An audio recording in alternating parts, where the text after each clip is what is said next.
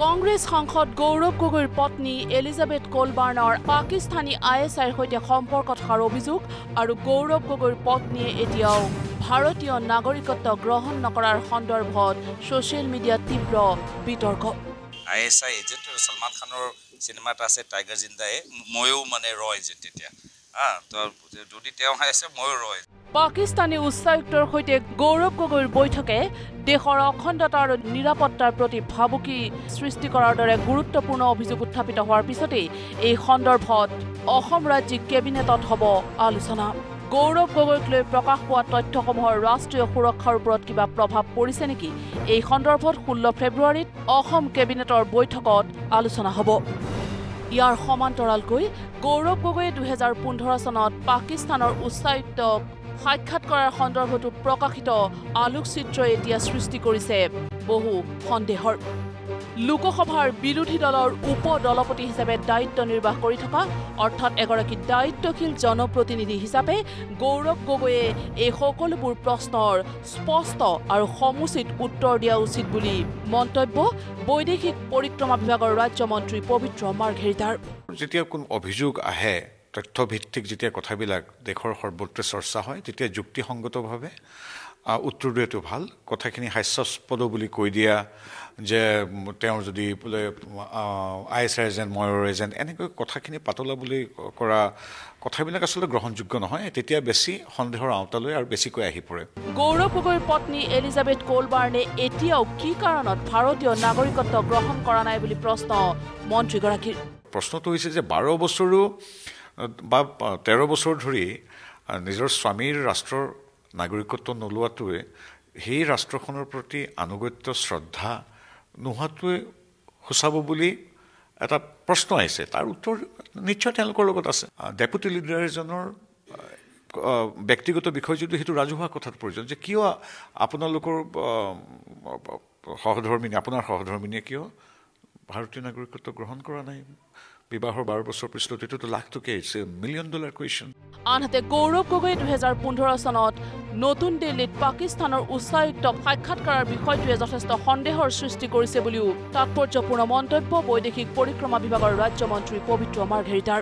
আপুনি ইচ্ছাকৃতভাৱে আপোনাৰ প্ৰতি ৰাষ্ট্ৰৰ কোনো নিৰ্দেশনা নোহোৱাকৈ নটিত আপুনি ৰাষ্ট্ৰৰ বা চৰকাৰৰ কোনো নিৰ্দেশনা নোহোৱাকৈ আপুনি কথা নাই বতৰা নাই পাকিস্তানৰ দূতাবাসত গৈ আপুনি দূতাবাসৰ ৰাষ্ট্ৰদূতজনৰ সৈতে তাত গৈ পেলাই তেওঁ ট্ৰেইনিং দিছে, ট্ৰেইনিং অনুষ্ঠানত অংশগ্ৰহণ ৰাষ্ট্ৰলৈ গৈ আপুনি কি কথা পাতিছে ঈশ্বৰে জানে আৰু তেওঁলোকে জানে, সেই কথাবিলাক গ্ৰহণযোগ্য নহয়। গৌৰৱ গগৈৰ পত্নী এলিজাবেথ কোলবাৰ্ণৰ ISIৰ লগত যি সম্পৰ্কৰ অভিযোগ উত্থাপিত হৈছে সেই সন্দৰ্ভতো গৌৰৱ গগৈ প্ৰকৃতাৰ্থত এগৰাকী জনপ্ৰতিনিধি হিচাপে স্পষ্ট আৰু পোনপটীয়া উত্তৰ দিব লাগে বুলি আহ্বান জনালে কেন্দ্ৰীয় মন্ত্ৰীগৰাকীয়ে।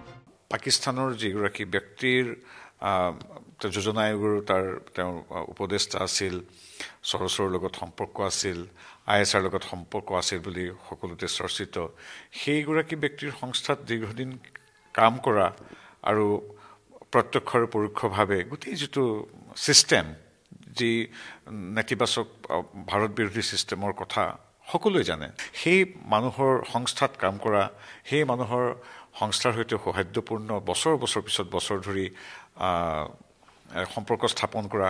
গৌৰৱ গগৈক লৈ চলি থকা এই বিতৰ্কৰ সন্দৰ্ভত তীব্ৰ শ্লেষাত্মক মন্তব্য সাংসদ তথা বিজেপিৰ ৰাজ্যিক সভাপতি দিলীপ শইকীয়াৰ।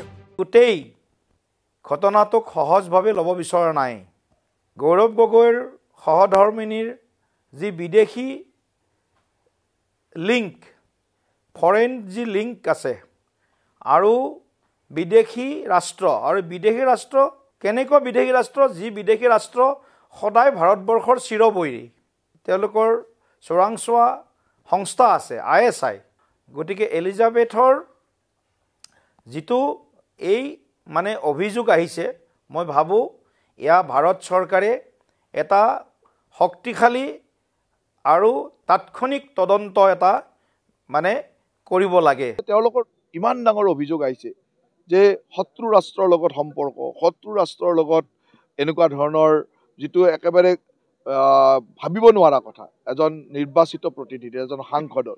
তেখেতৰ দায়িত্বটোৱে হ'ল তেখেতে ৰাইজক ক্লিয়াৰ কৰক ৰাষ্ট্ৰীয় নিৰাপত্তাৰ লগত জড়িত কিন্তু তেখেতে তাৰ অভিযোগবিলাকৰ প্ৰত্যুত্তৰ নিদি চালে বাৰী কোবাই কিছুমান লাইন কাটি যোৱা কথা কিছুমান কৈ আছে দেশৰ নিৰাপত্তা আৰু অখণ্ডতাৰ দৰে এটা গুৰুত্বপূৰ্ণ বিষয়ৰ প্ৰত্যুত্তৰ দিবলৈ গৈ গৌৰৱ গগৈ কিয় চালে বেৰে কোবোৱা আৰু তুলুঙা মন্তব্য কৰিছে বুলি প্ৰশ্ন উত্থাপন কৰিলে বিধায়ক দিগন্ত কলিতায়ো তুচ্ছ তাচ্ছিল্য কৰি তেওঁ যিয়ে নহওক তেওঁ কালিও কৈছে যে মোৰ ৱাইফ ISI এজেণ্ট আৰু মই ৰ এজেণ্ট তাৰমানে তেওঁ এইটো প্ৰমাণ কৰিলে তেওঁৰ ঘৈণীয়েক ISI এজেণ্ট তাৰমানে তেওঁৰ ঘৈণীয়েক পাকিস্তানৰ লগত ৰিলেশ্যন আছে তে মই ভাবোঁ যে গৌৰৱ গগৈ এই ধৰণৰ বক্তব্যৰ ওপৰত ভাৰতবৰ্ষৰ ইণ্টিগ্ৰিটিৰ ওপৰত আমাৰ সন্দেহ আহিছে যিহেতু এইটো কথা ওলাইছে মই ভাবোঁ এইটো অতি শীঘ্ৰে কংগ্ৰেছ দলে আৰু গৌৰৱ গগৈ ডাঙৰীয়াই নিজে এইটো আহি পাব্লিকলি ক'বলগীয়া হয় আৰু এইটো কথা কিন্তু সহজ কথা নহয় ভাৰতৰ নিৰাপত্তাৰ ক্ষেত্ৰত ভাৰতৰ ছিকিউৰিটিৰ ক্ষেত্ৰত এইটো কিন্তু ভাৰতীয় ৰাইজে এইটো সহজে নল'ব আৰু অসমবাসী ৰাইজে আমিও এইটো সহজে নল'ম যি বিতৰ্কৰ সূত্ৰপাত হৈছে এগৰাকী জনপ্ৰতিনিধি হিচাপে গৌৰৱ গগৈ সেই বিতৰ্কৰ সন্দৰ্ভত স্পষ্টীকৰণ দিব লাগে বুলি আহ্বান জনালে AIUDFৰ জ্যেষ্ঠ বিধায়ক ৰফিকুল ইছলামে এতিয়া গৌৰৱ গগৈ যিবিলাক মানে মুখ্যমন্ত্ৰী ডাঙৰীয়াই যি কথা বতৰাবিলাক কৈছে কংগ্ৰেছৰ মাজৰ পৰা কোনোবা আহি গৌৰৱ গগৈৰ হৈ ইয়াৰ উত্তৰ দিব লাগিছিল কিন্তু তেনেকুৱা বিশেষ আমি দেখা নাই ব্যুৰ' ৰিপৰ্ট নিউজ লাইভ